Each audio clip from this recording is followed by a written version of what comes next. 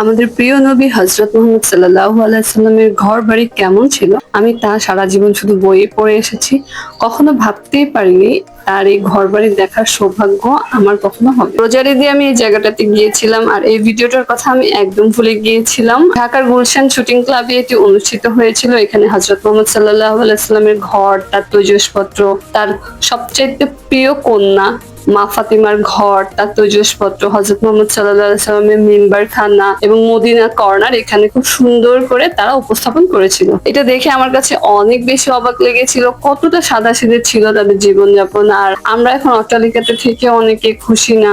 এই জায়গাটা কিন্তু ভীষণ ভাইরাল হয়েছিল, যার কারণে আমি দেখার জন্য অস্থির হয়ে গিয়েছিলাম। আর এই জায়গাটা উদ্বোধনও করেছিল বাংলাদেশের মোস্ট পপুলার বেশ কিছু সেলিব্রিটিরা। এই আর্টিফিশিয়াল ঘরবাড়িগুলো ছোট করে তৈরি করলেও এই জায়গাটা যে এত পরিমাণ সুন্দর ছিল আর তাদের আইডিয়াটা আসলে এক কথায় অসাধারণ ছিল, যেটা নিজের চোখে না দেখলে বিশ্বাসই করতে পারতাম না। আমি যেদিন এটা দেখতে গিয়েছিলাম ওই দিনই এটা লাস্ট দিন ছিল, তো ভাগ্যিস দেখতে পেরেছিলাম, এটার জন্য অনেক বেশি হ্যাপি ফিল হচ্ছিল। যেহেতু রমজান মাস ছিল, আমরা বাসা থেকে বের হয়ে এখানে পৌঁছাতে প্রায় ইফতারের সময় হয়ে গিয়েছিল।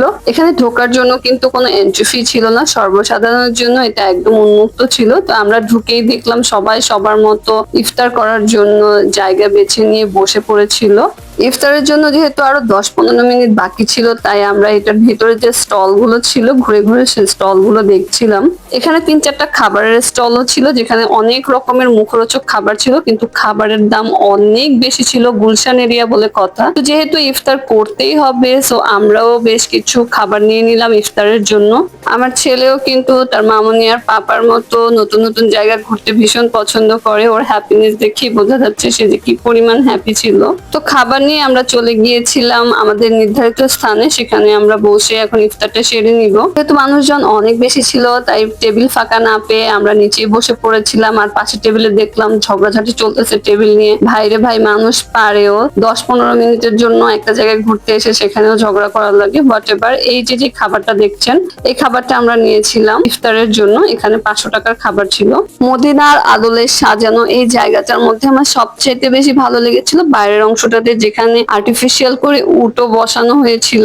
যেহেতু আমরা ওখানে লেট করে পৌঁছেছি, যার কারণে সবকিছু ঘুরে দেখতে পারিনি, তাই আমরা ইফতার সেরে আবারও হাঁটাহাঁটি আর ঘোরাঘুরি শুরু করে দিয়েছিলাম। জায়গাগুলো সত্যি অনেক মুগ্ধকর ছিল। এখানে একটা বেদুইন তাঁবু ছিল, তার পাশে এই যে জায়গাটা, এটা পুরোটাই ছিল মদিনা কর্নার। একটা মুহূর্তের জন্য মনে হচ্ছিল যে আমি মনে হয় আমার নবীর দেশে চলে এসেছি। আর এখানে বেশ কিছু জায়গা ছিল ফটোজেনিক, মানে দেখলাম অনেক মানুষ সুন্দর সুন্দর ছবি তুলছিল। দেন আমরাও ওখানে দাঁড়িয়ে বেশ কয়েকটা ছবি তুলেছিলাম। আমার অল ওভার ওই দিনটা অনেক বেশি ভালো কেটেছিল আমাদের। আর এই জায়গাটা তো সত্যি এক কথায় অসাধারণ ছিল। সত্যি বলতে এই আইডিয়াটা যার মাথায় এসেছে তাকে একটা স্পেশাল থ্যাঙ্কস না দিলেই নয়, কারণ তার কারণে বাংলাদেশের অনেক মানুষ মদিনার বিভিন্ন জায়গা দেখতে পেয়েছিল, হোক সেটা আর্টিফিশিয়াল। আমি তো সবচেয়ে বেশি এনজয় করেছিলাম আমাদের নবীর ঘর বাড়ি দেখে, তার তৈজসপত্রগুলো দেখে। আমি তো কখনো ভাবতেই পারিনি যে আদৌ সেটা আমাদের দেশে সম্ভব বা হবে। তো ঘোরাঘুরি শেষে আমরা যখন বের হয়ে চলে আসতেছিলাম, তখন দেখলাম এখানে অনেকগুলো কাপড়ের দোকান, কসমেটিক্স এর দোকানের স্টল ছিল। সত্যি বলতে এখানকার প্রতিটা প্রোডাক্ট অনেক বেশি সুন্দর ছিল এবং ইউনিক তো অবশ্যই, কিন্তু দাম অনেক বেশি ছিল। এই স্টলগুলোর স্পেশালিটি ছিল এখানে পাকিস্তান থেকে পাকিস্তানি লোক এসে তাদের পাকিস্তানি ড্রেস সেল করতেছিল, ইন্ডিয়া থেকে ইন্ডিয়ান লোক এসে তাদের ইন্ডিয়ান প্রোডাক্ট সেল করতেছিল। আর দাম অনেক বেশি ছিল। একে তো গুলশান এরিয়া, তার উপরে আবার ছিল রোজার ঈদ। আমার মতো কারা কারা গিয়েছিলেন এই জায়গাটাতে ঘুরতে অবশ্যই কমেন্ট করে জানাবেন। আর আশা করছি ভিডিওটা ভালো লেগেছে। ধন্যবাদ সবাইকে। আসসালামু আলাইকুম।